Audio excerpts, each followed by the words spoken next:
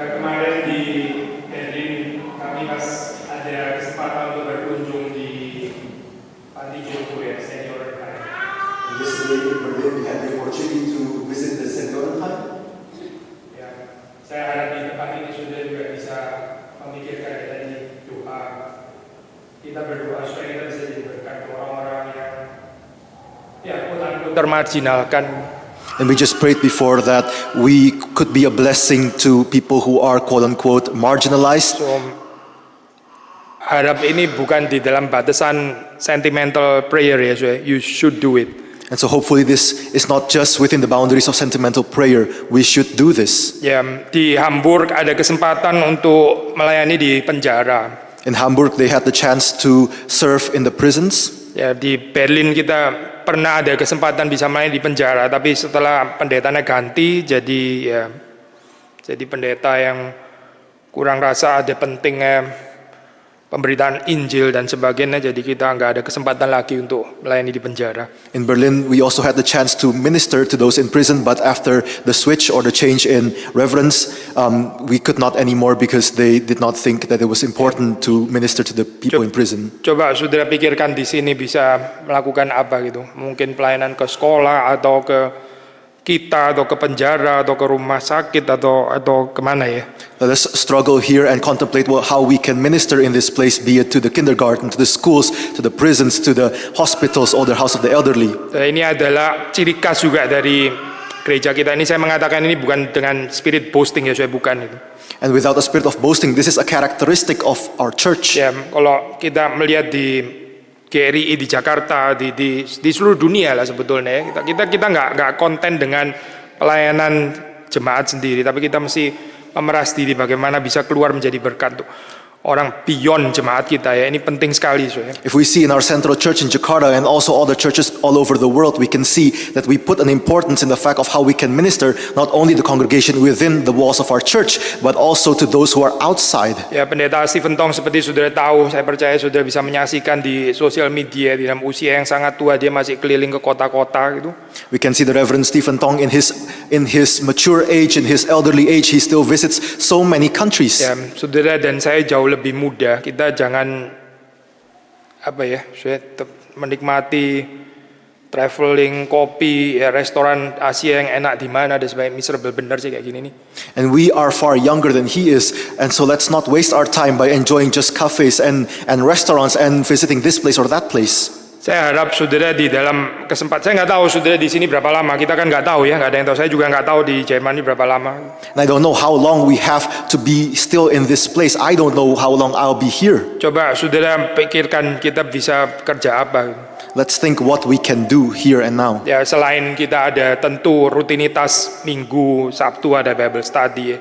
Saudara juga ada persekutuan doa atau persekutuan keluarga dan sebagainya. Of course, we have our prayer communions every Friday. We have our OSGs and Bible studies on Saturdays and other events as well in the church. Mari kita berdoa untuk ini ya. Mari kita berdoa, buka suara. Let us pray and open up our voices for this topic. Tuhan, kami memohon berkat anugerah Tuhan, tolong meskipun jumlah kami ini kecil, kami rindu supaya bisa menjadi berkat bagi orang di sekeliling kami. Kami tidak menjadi gereja yang tertidur, jadi gereja yang puas konten hanya dengan keadaan kami sendiri, tapi kami boleh memeras diri menjadi berkat bagi orang-orang yang ada di sekitar kami. Terima kasih Tuhan, Kau tolong pengurus bersama-sama bisa memikirkan apa yang bisa kami kerjakan di kota. Demi Yesus Kristus kami berdoa. Amin. Amen. Mari kita membuka dari Injil Markus, kita di pasal 7. Let us open up our Bibles to the Gospel of Mark chapter 7. Kita baca dari ayat 31. We are going to read from verse 31. Saya baca. LAI memberi judul Yesus memulihkan pendengaran orang tuli. Nggak tahu di bahasa Inggris apa judulnya. Jesus heals a deaf man. Yesus meninggalkan lagi daerah Tirus dan melalui Sidon pergi ke Danau Galilea memasuki daerah Dekapolis. Orang membawa kepadanya seorang yang tuli dan gagap dan memohon kepadanya supaya ia meletakkan tangannya di atas orang itu. Sesudah Yesus memisahkan dia dari orang banyak sehingga mereka sendirian. Ia memasukkan jarinya ke telinga orang itu, lalu ia meludah dan menyentuh lidah orang itu. Sambil menengadah ke langit, Yesus mendesah dan berkata kepadanya, Ephata, artinya terbukalah. Seketika itu terbukalah telinga orang itu dan pulihlah lidahnya, lalu ia berkata-kata dengan baik. Yesus memperingatkan mereka supaya jangan menceritakannya kepada siapapun juga. Namun makin dilarangnya, makin luas mereka memberitakannya. Mereka teramat takjub dan berkata, ia melakukan segala-galanya dengan baik. Yang tuli dijadikannya mendengar, yang bisu dijadikannya berkata-kata. Bahasa Inggris. Then he returned from the region of Tyre and went through Sidon to the Sea of Galilee in the region of the Decapolis. And they brought to him a man who was deaf and had a speech impediment, and they begged him to lay his hand on him. And taking him aside from the crowd privately, he put his fingers into his ears, and after spitting, touched his tongue. And looking up to heaven, he sighed and said to him, Ephata, that is, be opened. And his ears were opened, his tongue was released, and he spoke plainly. And Jesus charged them to tell no one. But the more he charged them, the more zealously they proclaimed it. And they were astonished beyond measure, saying, He has done all things well. He even makes the deaf hear and the mute speak. Mari kita berdoa. Let us pray once again. Tuhan, tenangkanlah hati dan pikiran kami, Father in heaven, please make still our hearts and our minds, supaya telinga rohani kami ini boleh mendengar keindahan firman-Mu, so that our spiritual ears may listen to the wonder of your word, dan kami boleh berkata-kata menceritakannya. and that we may speak it out in our lives. Tuhan, tenangkan kami semua. Oh Lord, please help us be still. Kami memohon kehadiran Tuhan di tengah-tengah kami. We beg for your presence among us. Berkati setiap daripada kami, berkati hamba-Mu, berkati juga Saudara Evan yang menerjemahkan. Bless each and every one of us. Bless the preacher. Bless the translator as well. Demi Yesus Kristus kami berdoa. In Jesus' name we pray. Amin. Amen. Saudara, cerita ini unik karena cuma ada di Injil Markus ya. And this story is unique because it can only be found in the Gospel of Mark. Jadi nggak ada paralelnya di Injil yang lain. And so we cannot find a parallel in the other Gospels. Nah, kalau di dalam theological scholarship kita pakai istilah ini ya, ini namanya Markan Special Material atau bahasa Jermannya Sondergut, ya, ini Sondergutnya Markus. Gitu. And in the theological term we call this the Markan Special Material. Biasanya dari material spesial seperti ini kita bisa melihat dengan jelas ya profil teologi dari Injil ini. And from this special material we can see the theological profile of this gospel. Ya. Kita membaca di sini satu gambaran cerita yang sederhana, yaitu orang yang tuli dan karena itu muted ya.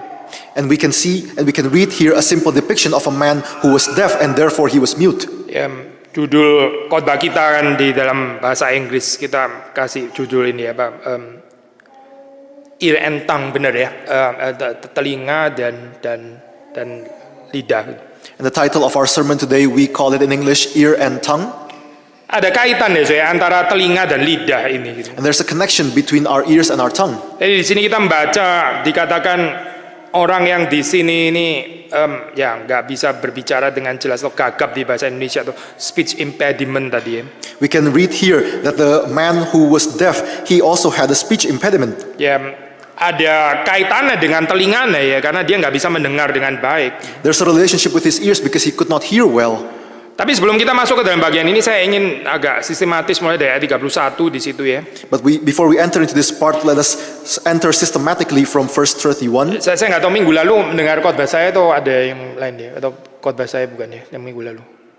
Ya, benar ya. Jadi kalau sudah minggu lalu masih ingat ya, itu kita akan bahas nanti Sidon ya, ini adalah daerah gentle yang remote terutama bukan cuma geographically tapi spiritually ya, remote daripada Israel gitu. And last week we talked about Tyre and Sidon as well. We know that Tyre and Sidon are not just geographically remote from Israel, but these two cities are also spiritually remote. Fakta bahwa Yesus sampai pergi ke sana ya, itu menyatakan keluasan hati Allah yang menjangkau tempat-tempat yang seperti ini. The fact that Jesus even went into these places shows how broad-hearted he is to also preach the word of God in these places.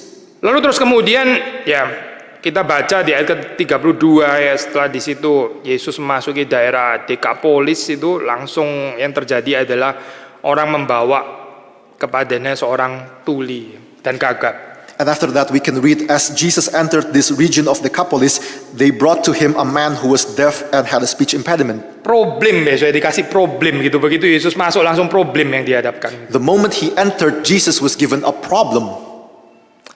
Kita kadang sih dalam kehidupan ini ya, saya kita itu ini ya, Pak, feel too much ya. Setiap kali kalau kita misalnya apa ya, ketemu orang baru pulang rumah gitu misalnya, langsung disodori adalah problem gitu misalnya. And sometimes in our lives the problem is that we feel too much. For example, sometimes when we go home, when we just got home and we feel that someone would just push to us a new problem. Kadang kita pikir saya sudah kerja seharian, ya saya sudah sibuk seharian, sudah studi seharian, sekarang pulang ya saya mau ngasuh lah, saya ini apa, sekarang waktunya enjoying myself gitu enggak sih? And we tend to think, I worked the whole day, I studied the whole day, the time when I get home, I just want to relax, I just want to have some me time. Yesus setelah masuk ke daerah ini, yang pertama yang dihadapkan pada dia itu bukan pelayanan, saya bukan, tapi problem. And Jesus, the moment he entered this region, he did not continue with his ministry, but the first thing that he encountered was a new problem. Saudara, kedewasaan saudara dan saya ya, kedewasaan. Kalau kita betul-betul adalah orang yang bertumbuh dewasa, salah satu cirinya, karakteristiknya adalah kita itu bisa menghadapi problem. And our maturity is actually characterized by the fact of when we encounter problems, can we deal with these problems? Ada orang itu yang sengaja ya avoiding problems itu. Kalau bisa itu hidup itu se-problemless as possible gitu. There are people who purposefully avoid problems. If they can, they would like to live out their whole lives without problems. Saya ingin mengutip satu komentari ya, saya di sini. Ini kalimat yang indah untuk saya. And I would like to quote a commentary, and it's a beautiful passage. I quote, "By in removing him from the crowd, Jesus signifies that he is not simply a problem, but a unique individual." Jadi dengan di sini kalau sudah baca ya di dalam terjemahan bahasa Indonesia kan di situ orang membawa kepadanya seorang tuli dan gagap memohon kepadanya supaya meletakkan tangannya di atas orang itu. Sesudah Yesus memisahkan dia dari orang banyak. Yesus loh yang memisahkan dia dari orang banyak. We can read here, they brought to him a man who was deaf, who had a speech impediment, and Jesus took him aside from the crowd privately. It was Jesus who took him aside. Ya, took him aside privately. Privately berarti ini orang yang dihargai, dicintai oleh Yesus juga secara privat, secara privat. And privately means that Jesus appreciated him, loved him also privately. Karena bagi Yesus dia bukan cuma sekedar problem, because for Jesus he was not just a problem, tapi dia adalah individu yang unik yang bisa dilayani. but he was a unique individual who deserves to be served as well. I think kita juga bisa reflect ya, termasuk ya saya, saudara dan saya, kita bisa reflect ya di sini ya di dalam kehidupan bergereja ya, dan kita mungkin juga lihat orang yang problematis itu ya, kayaknya, gimana ya ini orang yang problematis melulu gitu. And I think you and I, we can reflect on this part as well. You and I, when we encounter people in this church who are problematic, do we think to ourselves, why is this person so problematic? Kalau ada orang yang datang rendah hati, mau belajar, mau melayani, cinta Tuhan dan sebagainya, waduh, kita kayak makan ice cream gitu ya, senang. If someone enters our church and he is humble, this person would like to learn, would like to listen to the word of God, would like to participate in all our activities. We feel like we've just eaten some ice cream. We feel really good about Tapi it. sekali lagi ya, saya kedewasaan saudara dan saya, kalau kita benar-benar dewasa itu sebetulnya adalah kemampuan kita bisa handling problem. But once again, our maturity, if we are truly mature, our maturity is characterized by the fact of when we encounter problems, can we deal with these problems? Kalau kita dikaruniakan anak dikaruniakan anak, di sini sebagian sudah menikah kita tahu anak itu waktu dikaruniakan, ya itu juga problem sih. If we are given a child and we see that there are lots of families here in this place, if we are given a child, we can also see that this child can be a problem. Ya, kalau kita nggak siap menanggung problem, ya jangankan punya anak, mungkin nggak usah nikah sekalian kali ya, karena istri atau suami sebetulnya juga problem sih. If we are not ready to bear these problems, then maybe we should not have children. Maybe we should not get married even, because having a husband or a wife is also a problem. Sekali lagi ya, Yesus melihat orang ini sebagai individu yang unik, yang dia cintai, yang bahkan dia menyentuhnya ya. But once again, Jesus saw this person, this unique individual, as someone who he appreciated, whom he loved, and even he touched this person. Yesus memasukkan jarinya ke telinga orang itu. Dia meludah, menyentuh lidah orang itu. Dia menyentuh lidah orang itu. And Jesus put his fingers into this person's ears, and after spitting, touched his tongue. He touched his tongue. Sekali lagi ya, Yesus berurusan dengan begitu banyak unclean people ya, orang-orang yang unclean, yang najis. And once again, Jesus has to do with so many unclean people, so many impure people. Tapi dia menyentuh mereka ya. But he touched them. Kita merenungkan bagian ini, menyentuh baik di dalam pengertian literal atau juga di dalam pengertian metaforik ya, dua-duanya itu. And we can contemplate this in both aspects, this touching, be it in the literal sense, in the physical sense, and also in the metaphorical sense. Bagaimana pelayanan saudara dan saya? Ada touchingnya atau enggak? What about our ministry? Is touching involved? Touching di sini saya maksud kita bukan cuma sekedar menolong orang dengan ada certain distance itu ya. Saya akan tolong kamu, hai orang-orang yang susah, tapi saya akan tolong kamu dari atas sana. Jangan sampai kepegang tangan saya ya. And of course, touching here means that when we serve other people, do we serve them personally being there as well? Or do we say from above, hey, I'm going to serve you, but don't come closer to me because I don't want to touch you? Kadang-kadang kita mengunjungi orang di rumah sakit gitu ya, kita kapan nih sebentar lagi sudah mesti jalan gitu ya. Redup ya, saya masuk ke rumah sakit. Sudah ada pengalaman masuk rumah sakit nggak ya? Atau di penjara gitu misalnya ya. And we have this experience when we serve people in prisons or when we serve people in the hospitals, when we come there and we would like to look at our watches and we say to ourselves, how many more minutes do I have until I have to go from this place? Mungkin kita bukan nggak rela, kita bisa datang ke sana gitu, tapi kita seperti ada mesti cepat-cepat keluar kayak di sini. Kalau enggak saya bisa ikut depres ini. Maybe we are willing to enter these places, maybe we are willing to serve in these places, but maybe we also would like to leave as soon as we can. Saya nggak tahu apa saudara pernah punya pengalaman deh mendampingin mungkin anggota keluarga saudara ya, terus berjam-jam di situ, mungkin sampai saudara tidur di sana gitu. Do we have this experience when we have to accompany our family member who is in these places, and maybe it's hours upon hours to an end that we fall asleep in this place? Itu loh, itu touching gitu. Itu bukan cuma sekedar hit and run, datang terus kemudian bye bye gitu. This is actually touching, and it's not just a hit and run. We just come and we say after a few minutes bye bye. Bukankah Yesus Kristus itu inkarnasi ya? Inkarnasi itu berarti dia touch the material world. Dia bukan cuma menolong dari atas. Was not Christ incarnated? Did it not mean that he was here in this world? He touched the world and he did not just help us from above. Kita mungkin bisa menyambut orang gitu ya, menyambut orang. Oke, saya bisa sambut orang, saya bisa ngajak makan, tapi jangan pernah masuk rumah saya. Rumah saya terlalu privat untuk kamu. Maybe we can greet people, maybe we can ask them to have dinner with us in a restaurant, or we can ask them out eating, but we don't invite them into our homes because we say our homes are too private. Kita perlu pelayanan yang touching, benar-benar touching, memegang ya, masuk ke sana gitu. And we have to minister in a touching manner because we have to enter into their lives as well. Karena Yesus Kristus yang kita percaya itu pelayanan yang touching. Because the Jesus Christ that we believed in, his ministry involves touching. So, again saya kutip komentar dia pakai istilah ini bicara tentang his radical identification with needy. Identification, saya bahkan pakai istilah di sini ya. And once again, I would like to quote from a commentary. There is an identification with the needy, an identification even. Saudara bisa punya simpati terhadap orang-orang marginal, terhadap orang-orang yang terpinggirkan. We can have sympathy, we can sympathize towards those who are marginalized, towards those who are in the edges of society. Tapi mengidentifikasikan diri di dalam posisi mereka, that is another level. But to identify ourselves with them in their level, that is another thing. Itu yang dilakukan Yesus di dalam kehidupan saudara dan saya ya. But this is what Jesus did in our lives. Bukankah dia mati di atas kayu salib itu dia mengidentifikasikan diri as sinners? Did he not die on the cross, and as he died on that cross, he identified himself with sinners? Even as sinners bahkan ya, saya pakai istilah itu. Meskipun kita tahu dia sinless, tapi kenapa dia mesti mati terkutuk kayak begitu? Siapa yang mati terkutuk kalau bukan sinners?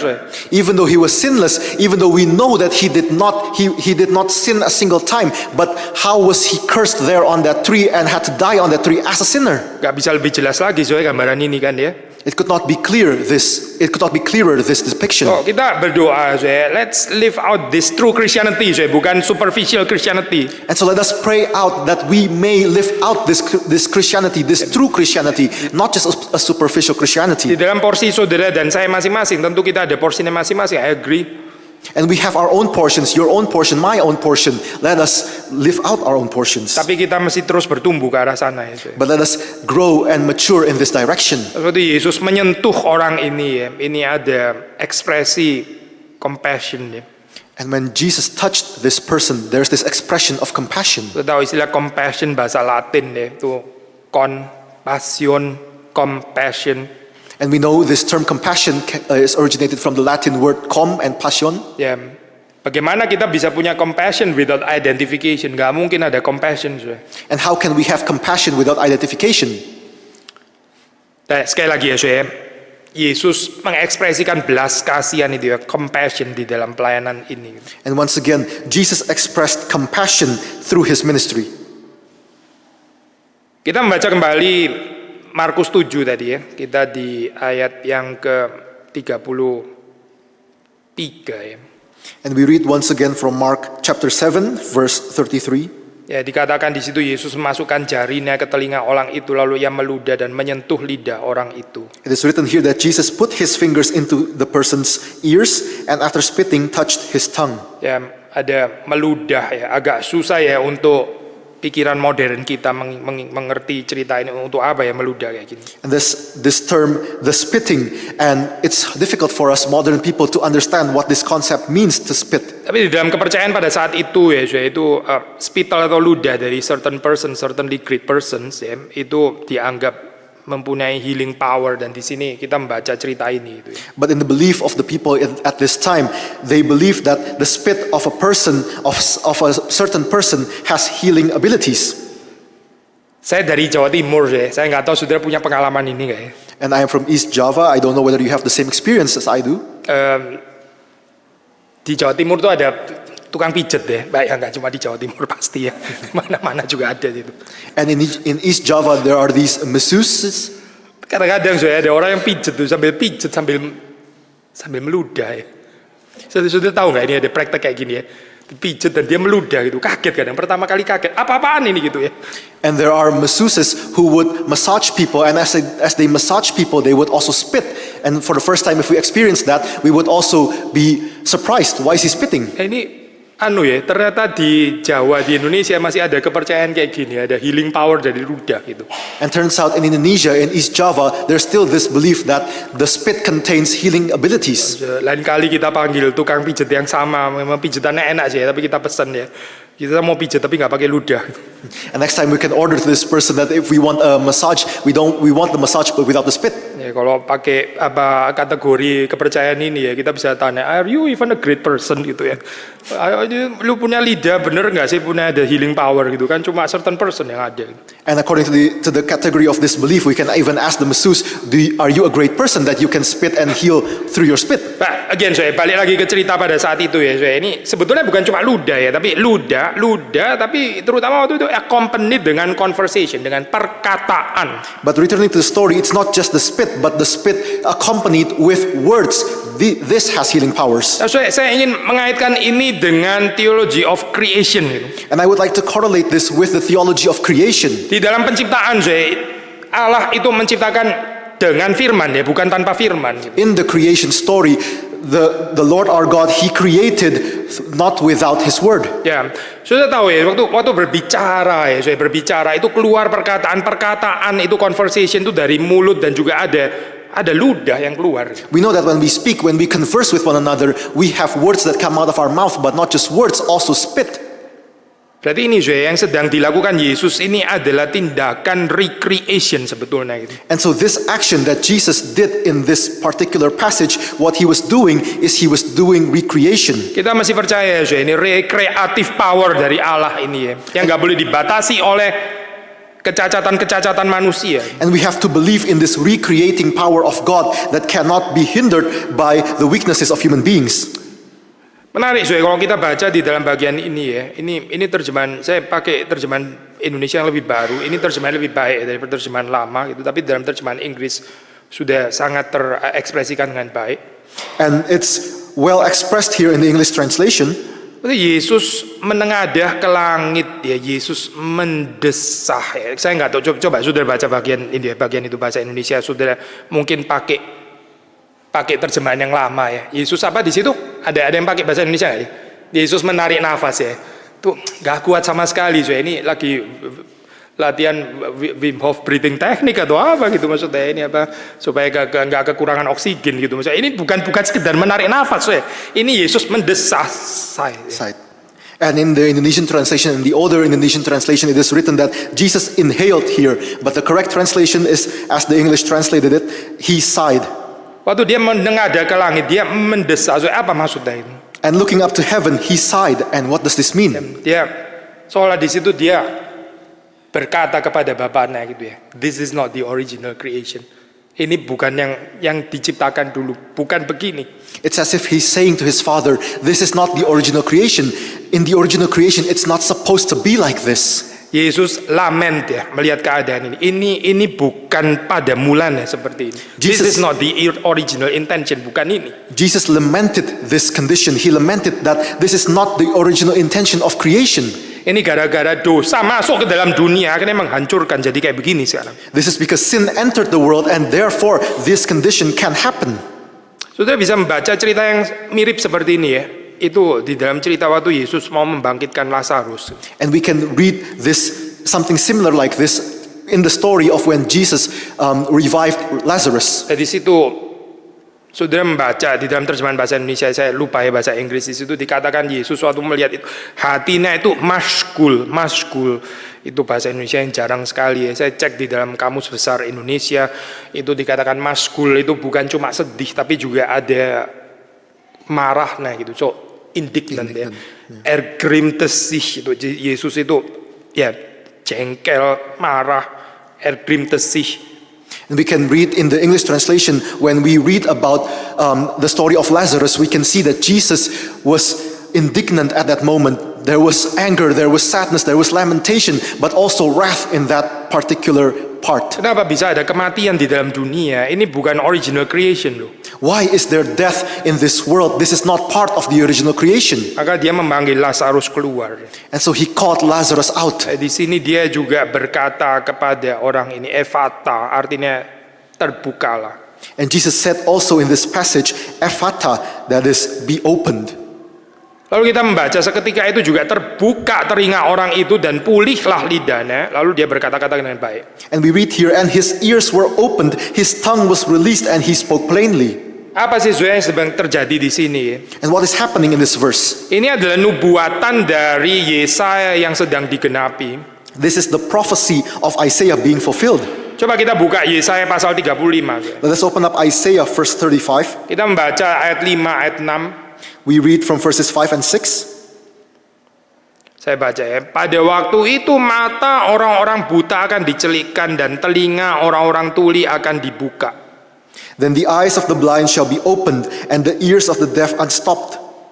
Pada waktu itu orang lumpuh akan melompat seperti rusa dan mulut orang bisu akan bersorak-sorai. Then shall the lame man leap like a deer and the tongue of the mute sing for joy. Sudah perhatikan ya, ini kalimat terakhir ya. Mulut orang bisu akan bersorak-sorai. And pay attention to this last part of the sentence. And the tongue of the mute sing for joy. Yeah, sing for joy. Orang yang muted itu ya, persoalannya apa sih? Gak bisa sing for joy. And what is the problem of people who are muted? It's the fact that they cannot sing for joy. Atau saya balik ya. Orang yang gak mute, yang boleh diharapkan dari orang yang gak bisu itu apa sih? Dia bisa sing for joy. And on the other hand, what is to be hoped for in a person who is not muted, that he can sing for joy? Kalau saudara dan saya kita merasa kita ini bukan muted, tapi kita nggak sing for joy, kayaknya saudara dan saya muted sebetulnya. If you and I feel that we are not muted, but we do not sing for joy, then in actuality, you and I are muted. Karena orang yang nggak muted, orang yang nggak bisu itu saya bersorak-sorai. Because someone who is not muted sings for joy. Kenapa saya orang bisa sing for joy? Karena dia dengar pakai telinganya, dia dengar good news. And why can someone sing for joy? Because one hears with his ears the good news. Apa ya yang kita dengar sehari-hari? But what do we hear day to day? Berita buruk Bad news? atau mungkin keberhasilan orang lain yang membuat kita rada self pity itu kali. Or maybe the success of other people that makes us self-pity? Lalu kita terus mendengar itu ya dari sosial media atau dari manapun itu. And we keep hearing these things from social media and also from other sources as well. Lalu kita totally incapable, sama sekali nggak mampu untuk sing for joy. And we are rendered totally incapable of singing for joy. Dan kita bilang kita nggak muted, tapi seperti orang muted. And we say that we are not muted, but we act as if we are muted. Kata-kata yang keluar itu itu bukan kata-kata pujian, bukan. The words that exit our mouth, they are not words of praise.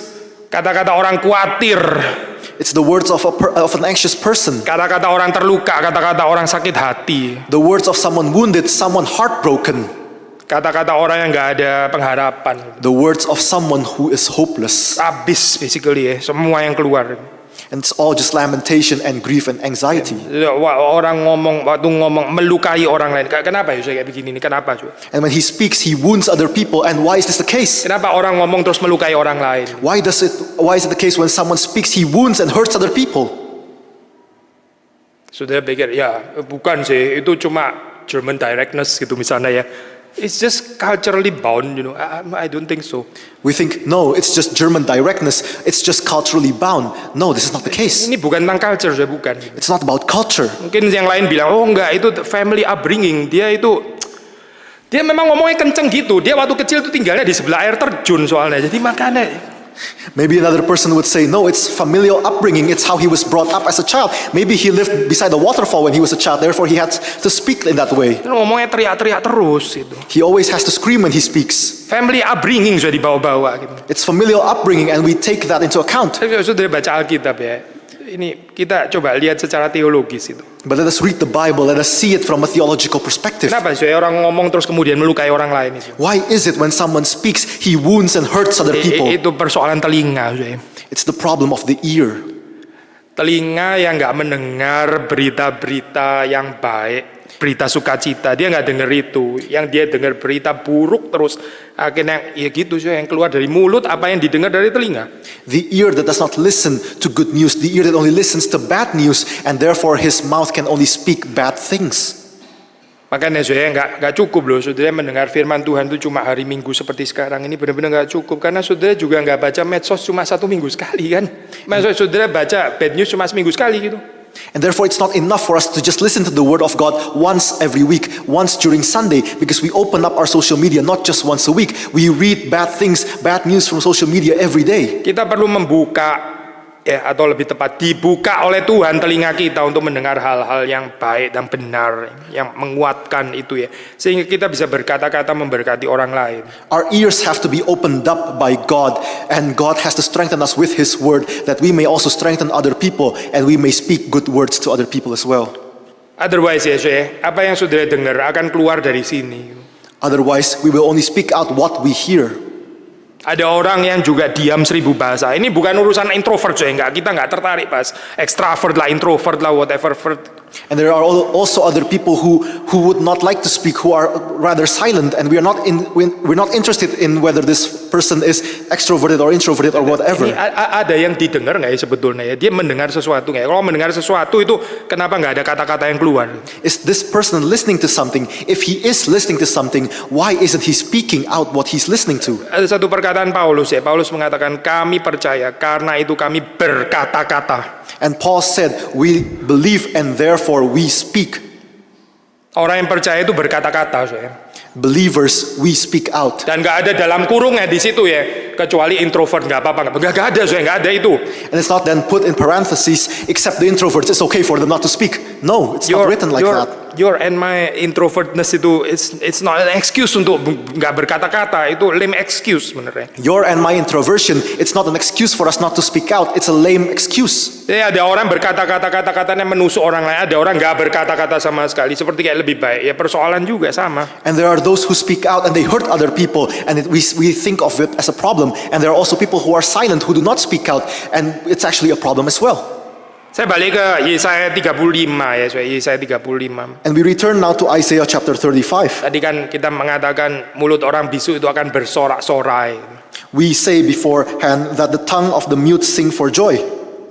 Saya lanjutkan ya, di situ ditulis sebab mata air memancar di padang gurun dan sungai di padang belantara. And it is continued afterwards in verse 6, for waters break forth in the wilderness and streams in the desert. Ada padang gurun, ada belantara ini. And here there's the wilderness, there's the desert. Apa itu saya padang gurun belantara? What is the wilderness and what is the desert? Ini bukan geographical location semata gitu ya. And these are not just geographical locations. Lalu saudara pikir saudara di sini ini pasti bukan padang gurun, bukan belantara, yang padang gurun belantara mungkin yang jauh di sana gitu ya. And we think to ourselves, this must not be a wilderness, this must not be a desert, because wilderness and desert, it's found in the other place right over there. Padang gurun belantara ini loh, orang yang mulutnya itu nggak bisa bersorak-sorai, yaitu padang gurun itu belantara. And the wilderness, the desert, it's the tongue of the person who cannot sing for joy. That is the wilderness, that is the desert. Ya, saudara mau tinggal di tempat yang paradise-like sekalipun, tapi kalau kita nggak ada mulut yang bersorak-sorai, ya itu tetap padang gurun, itu belantara namanya. It does not matter if you live in a paradise-like place. It does not matter if you live in such a beautiful and comforting place. If your tongue cannot sing for joy, then you are in the wilderness, then you are in the desert.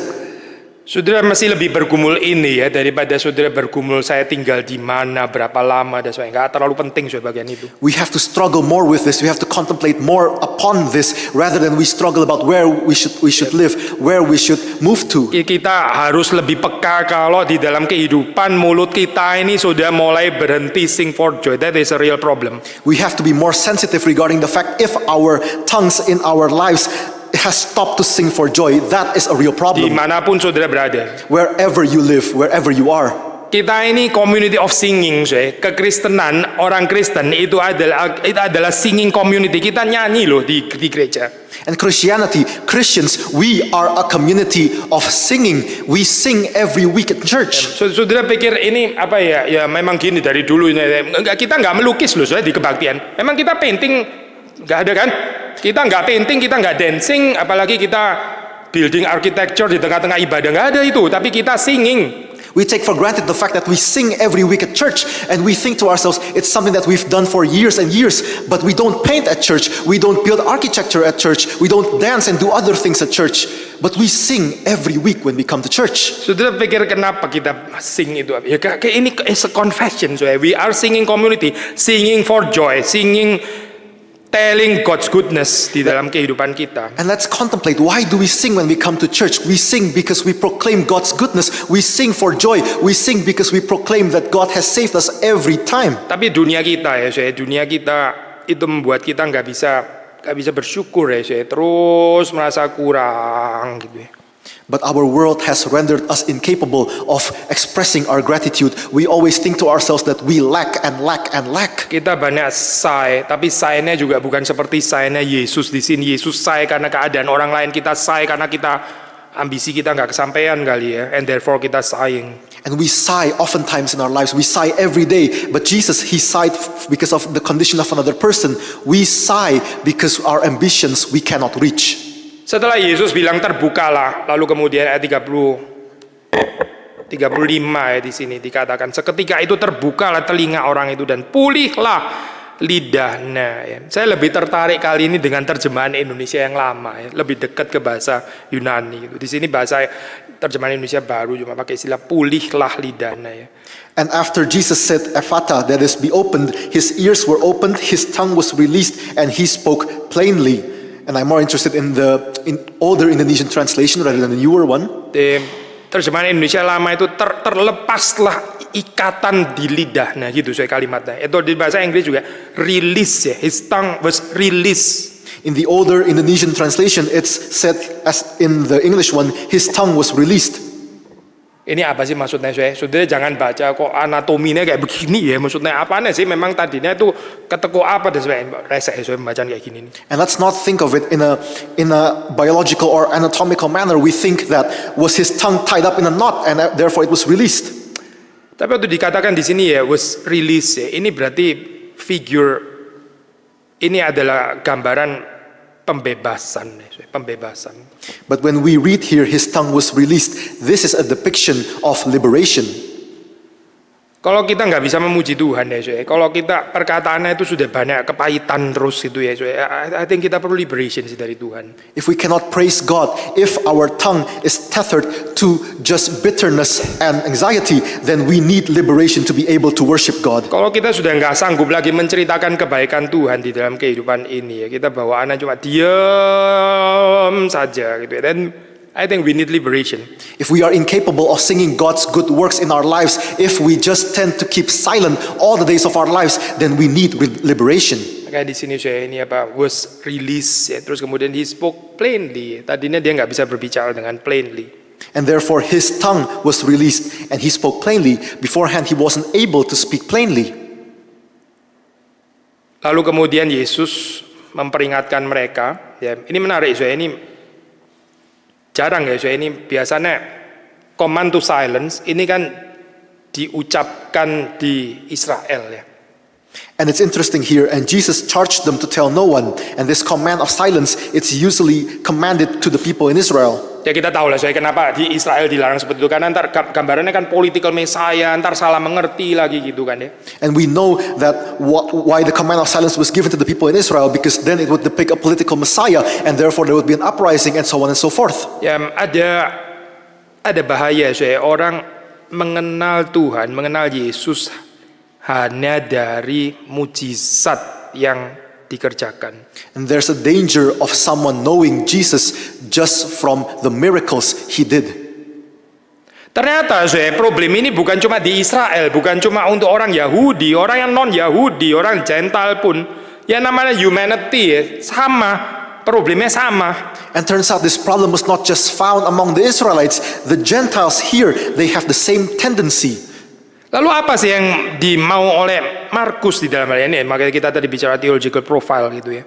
And so what did Mark want when he wrote this? Therefore we talked about the theological profile of Mark as well. Ya, para teolog bicara tentang messianic secrecy theory ya, apa messianische Geheimnis Theory.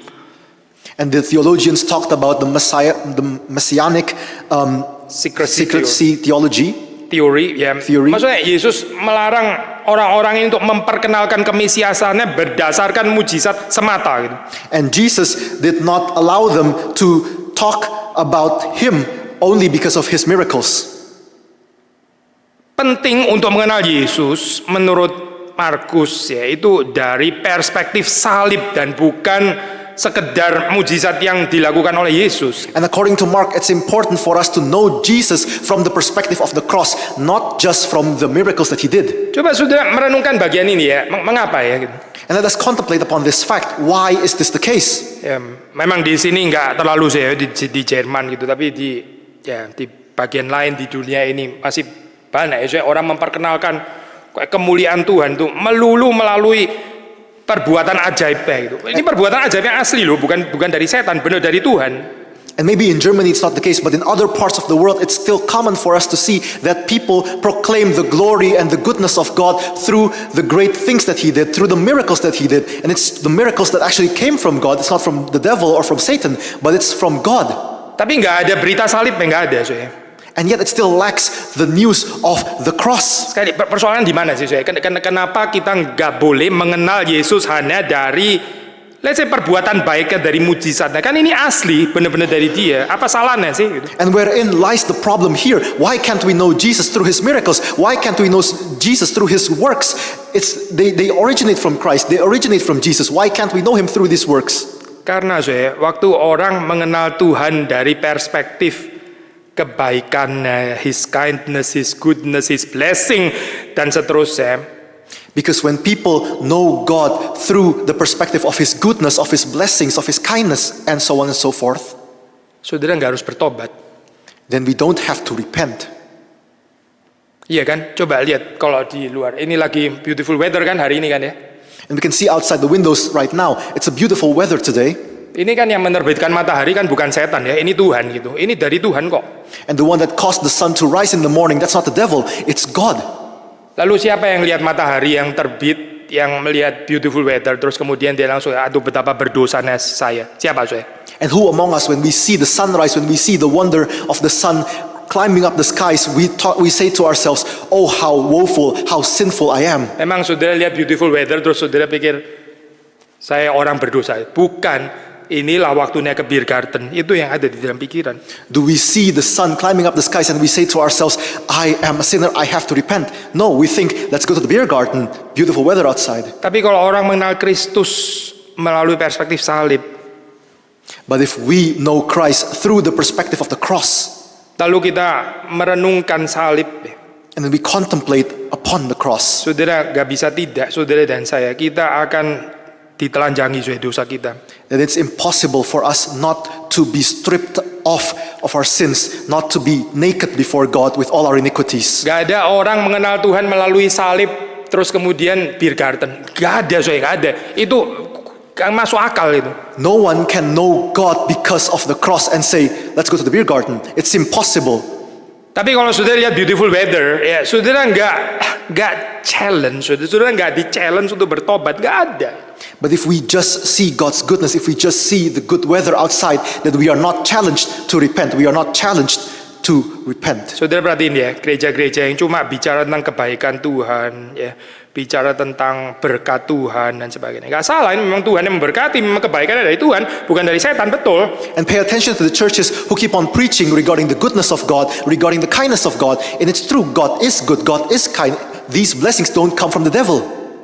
Tapi nggak ada berita salib, saudara. But there is no message of the cross. Gak ada kesempatan, gak ada momen untuk orang itu reflect akan dosa-dosanya, karena gak pernah ada salib. There's no opportunity, there's no moment for the congregation to reflect upon their sins, to reflect upon the cross, because the cross was never preached. Saya ikut bersyukur saya ini di provinsi di mana saudara tinggal ini ya, bersyukur loh saya. Itu salib bisa ditaruh di tempat-tempat umum ya. Itu nggak kebayang bisa terjadi di Jerman Utara. Coba saudara pikir di Berlin dan Hamburg apa ya bisa kayak begitu. And I am grateful here that here in Bayern, in Bavaria, we can put the cross also in public places. It's impossible for us to think about that when we live in Hamburg or when we live in Berlin, in the northern part of Germany. Harap saya ini penghayatannya jangan keliru ya saya, karena jangan pasang salib, wah we are Christian gitu ya, terus kemudian part of our identity, terus nyerempet dengan nasionalisme dan sebagainya. Waduh, itu bukan itu kali saya maksudnya gitu. And hopefully we do not misunderstand, we do not think, oh, because Christianity is part of our identity, and then it would touch upon nationalism and it would touch upon politics and so on and so forth. Ya, religious pride dan sebagainya. Bukan itu kali ya saya. And we talk about religious pride, but it's not concerning this that we are talking about here. Ada salib itu mengatakan bahwa apa? Ini loh, Tuhan yang sinless ya, ini menanggung dosa-dosamu yang berat itu. The fact that there is the cross, it speaks out the fact that the sinless God, He bore our sins and our transgressions. Kita nggak bisa melihat salib tanpa teringat akan dosa-dosa dan kesalahan kita di hadapan Tuhan. And we cannot look at the cross without being reminded of our sins, our transgressions before God. Nah, makanya sekali lagi, makanya Markus bicara jangan memperkenalkan Tuhan hanya dari perspektif His goodness, His blessing, His kindness, miracle dan sebagainya. Itu one thing, ya itu one thing. Tapi perlu perspektif salib. And therefore, Mark said that we should not introduce Jesus only through the perspective of His kindness, of His goodness, of His blessings, of His miracles, but we need the perspective of the cross. Kekristenan yang nggak di challenge untuk bertobat ya, so nggak ada berita pertobatan, itu cannot be true Christianity. Itu kekristenan palsu itu. The Christianity that is not challenged to repent, the Christianity that is not introduced his sins and is challenged to repent, it cannot be the true Christianity. Banyak orang kehidupannya itu nggak bertumbuh saya, karena juga nggak di challenge dan nggak mau di challenge juga tentang dosa dan kelemahannya. And a lot of people, they do not mature, they do not grow in their spirituality because they do not want to be challenged regarding their sins, regarding their transgressions. Saya sedih sekali ya, saya setiap kali melihat ada fenomena gambaran orang yang lebih suka mengajar, memberitahukan, scrutinize kesalahan orang lain daripada dia sendiri reflektif kekurangan pribadinya. And it truly breaks my heart when we see people who have a tendency to scrutinize other people's weaknesses, to lecture other people, but they do not reflect upon their own mistakes and their own sins. Ya inilah keadaan orang-orang yang gak bertumbuh. And this is the condition of people who do not grow. Saya beberapa hari lalu mendengarkan satu khotbah dari cuplikan dari Paul Washer yang sangat diberkati Tuhan itu. And a couple of days ago, I listened to a part of the sermon from Paul Washer, who was blessed by God, who is blessed by God. Lalu dia mengatakan, membahas salah satu ayat yang sulit di dalam Alkitab, kan dikatakan Allah itu mengasihi Yakub dan membenci Esau. And he preached regarding a difficult verse in the Bible, because in the Bible it is said that God loves Jacob but hates Esau. Di dalam apa Allah itu membenci Esau? And why would God hate Esau? Bukan why. Di dalam hal apa? In which sense? In which sense did God hate Esau? Saudara kalau baca di dalam Alkitab kehidupan Esau itu sangat diberkati Tuhan. And if we read in the Bible, the life of Esau was truly blessed by God. Itu dari keturunan ada satu bangsa yang besar. And from his descendants came a great nation. Dan dia certainly bukan orang yang miserable di dalam pengertian ekonomik, terus kemudian kerja apapun nggak pernah bisa berhasil gitu misalnya. Oh, itu bukan Esau, bukan. And he was certainly not miserable, not from the economic sense, in the sense that whatever he did, he could not produce anything. No, he was truly blessed. Dia certainly bukan kategori loser, pasti bukan. He does not fall certainly into the category of losers. Tapi Alkitab mengatakan Allah membenci Esau. Di dalam hal apa ya? Ini berkatnya banyak sekali loh. But the Bible clearly states that God hates Esau. And in which sense? Saudara baca kehidupan Kain meskipun dia terusir dari hadapan hadirat Tuhan, tapi hidupnya nggak buru-buru banget kok sebetulnya. We read the life of Cain. Cain who was banished from God's presence, but his life was actually not that bad. Saudara, kita bisa terusin bahkan sampai kepada Yudas. Yudas itu so privileged kehidupannya. And we can continue naming names up until Judas. Judas Iscariot, he was truly privileged in his life. So apa itu artinya Allah membenci Esau itu apa sih sebetulnya gitu? And what does this verse mean that God hates Esau? Certainly bukan karena dia nggak dapat hujan dan nggak dapat beautiful weather, lalu nggak dapat pemeliharaan secara ekonomi. Certainly bukan itu artinya. Certainly it does not mean that he did not receive the rain, or he did not receive sunlight, or he did not receive economic blessings. No, certainly not. Lalu Paul Washer mengatakan, ini saudara perhatikan ini Allah membenci Esau karena apa Karena Allah nggak pernah tertarik untuk membentuk kehidupan Esau. And pay attention here. Paul Washer said that God hates Esau. Why? Because he was never interested in forming Esau's life. Silakan jadilah seperti yang kamu mau, as you wish. And God would say to Esau, thy will be done. Diberkati nggak oleh Tuhan? Sangat diberkati, sangat diberkati. Tuhan tuh hatinya luas sekali. Was he blessed by God? Truly he was blessed by God, because God has such a broad heart. Tapi nggak ada pembentukan terjadi di dalam kehidupan Esau atau Yudas atau Kain. But there is no formation happening in the hearts of Esau or Cain or Judas. As you want, as you wish, terserah kamu. Saya nggak akan interrupt, saya nggak akan intervensi. As you wish, as you want, I will not interrupt you, I will not intervene. Thy will, your will be done. Ini seperti yang dikatakan oleh orang Puritan Sementara orang percaya itu berdoa kepada Tuhan, your will be done Jadilah kehendakmu on earth as it is in heaven. Lalu ini terus Tuhan ternyata bicara kepada orang-orang reprobate, jadilah kehendakmu. And just as it is said by the Puritans would say, as we Christians, as we believers, we say to God, thy will be done on earth as it is in heaven. God would say to people who do not believe in him, to the sinners, thy will be done. Saudara tahu apa yang dikatakan Yesus waktu Yudas kerasukan setan itu setelah perjamuan kudus, kemudian dia rencana mau menjual, akhirnya Yesus terbunuh itu. And we know what Jesus said regarding Judas Iscariot after he was possessed by the devil, after he took the Holy Communion and he was about to sell Jesus. Lakukan apa yang memang kamu mau lakukan. Lakukan yang kamu mau lakukan. Go ahead, do and what you are about to do. Nggak ada rem, nggak ada kontrol lagi, sudah dilepas. Without brakes, without control, he let Judas go. Menakutkan kehidupan kayak begini. And how terrifying this kind of life is. Sebaliknya kalau sudah membaca di dalam kehidupan Yakub, Tuhan itu selalu tertarik. And on the other hand, if we read the life of Jacob, God is always interested. Tuhan tertarik untuk menjadikan Yakub itu sehingga di dalam kehidupan Yakub itu terpancar kehidupan Allah sendiri. God is interested in forming Jacob so that through Jacob's life God may be glorified and he may shine through his life. Allah mengasihi Yakub, dia membenci Esau. God loves Jacob and he hates Esau. Ini bukan bicara tentang apa sudah economical atau apa financial security lah, gesundheitlich, bukan bicara itu saya bukan. We're not talking in the economic manner. We're not talking about the financial matter. We're not talking about health-wise. No. Ini bukan bicara tentang itu saya. Ini bicara tentang ketertarikan Tuhan membentuk seseorang yang dikasihinya. We are talking about God's interest in forming a person's life, the person whom He loves. Kalau itu ada di dalam kehidupan saudara, kita sungguh-sungguh berbahagia. And blessed are we if we have that interest in our lives. Saya balik lagi ya saya kepada apa sih kaitannya yang saya ngomong tadi dengan ini ya saya. And let us return once again. What is the correlation with what we have just spoken about to this here?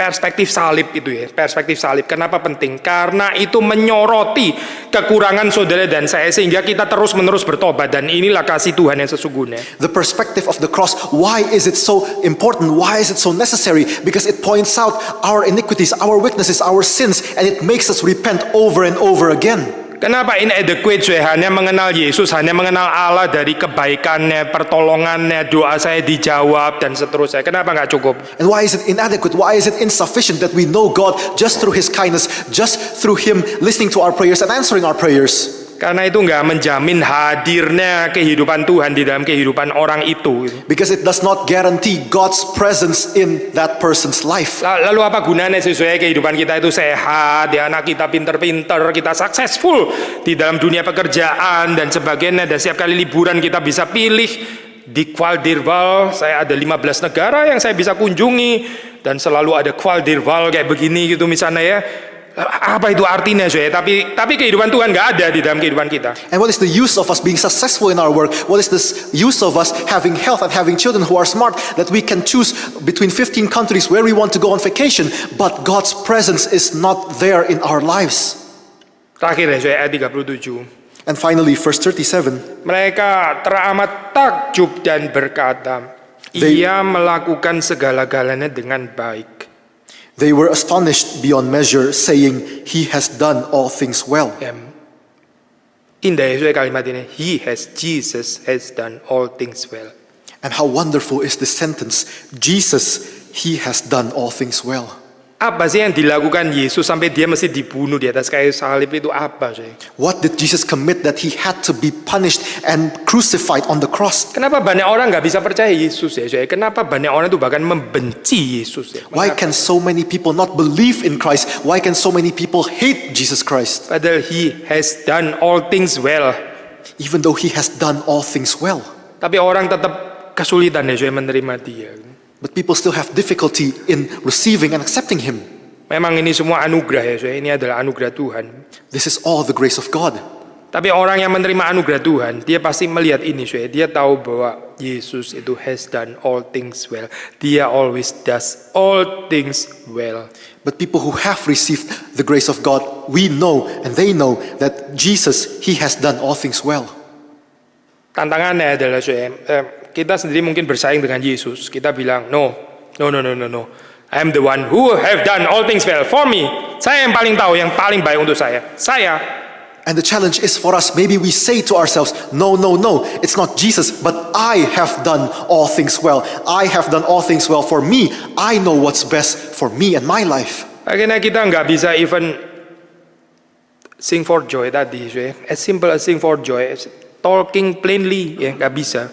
Up to the point that we cannot sing for joy, up to the point that we can't even speak plainly. Ada speech impediment.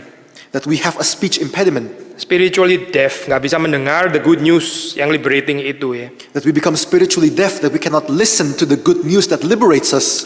Harap kita bertumbuh ya, Alkitab mengatakan, Yohanes mengatakan ya, itu minggu lalu kita ini apa Good Shepherd Sunday kan ya. And hopefully we can grow. John said, and regarding the Good Shepherd Sunday that we have right now. Yesus bilang, domba-dombaku mendengarkan suaraku. Jesus said, my sheep listen to my voice. Harap kita mendengar suara Tuhan. Telinga kita ini dibuka untuk bisa mendengar suara Tuhan. Dan bukan cuma hari Minggu, hari Minggu gak cukup. And hopefully our ears can be open to listen to the word of God. And not just on Sunday, because Sundays are not enough. Lalu kita bisa membedakan, ini suara Tuhan. Yang ini bukan suara Tuhan. Ini suara media sosial, ini suara setan. And that we may have the discernment that we can know this is the voice of God, and this other voice, this is not the voice of God, this is the voice of social media, of the devil, of everything else. Kalau kita bisa bertumbuh di dalam pendengaran akan firman Tuhan, And if we can grow in the hearing of God's word, dan kita bisa sing for joy di dalam kehidupan kita. then we can sing for joy in our lives. Mari kita masuk dalam doa. Let us enter into prayer. Tuhan, kami bersyukur untuk apa yang kami boleh renungkan pada hari ini. Father in heaven, we are grateful for what we can contemplate upon in this day. Bukalah telinga, bukalah lidah kami, Please open up our ears and release our tongues supaya kami boleh mendengar suara-Mu, so that we may listen to your voice, kami boleh menerimanya, that we may accept it, dan kami boleh membicarakannya, kami boleh menyaksikannya, that we may speak it out, we may witness it, supaya kami boleh memuji Engkau, that we may praise you, bukan hanya secara pribadi, tapi secara bersama-sama communally juga di dalam gereja ini. not just privately, not just personally, but communally as well with your church. Terima kasih Tuhan, kami boleh mendapatkan Engkau. We thank you, Father, that we may receive God. Demi Yesus Kristus kami bersyukur. In Jesus' name we pray and we give thanks. Amin. Amen.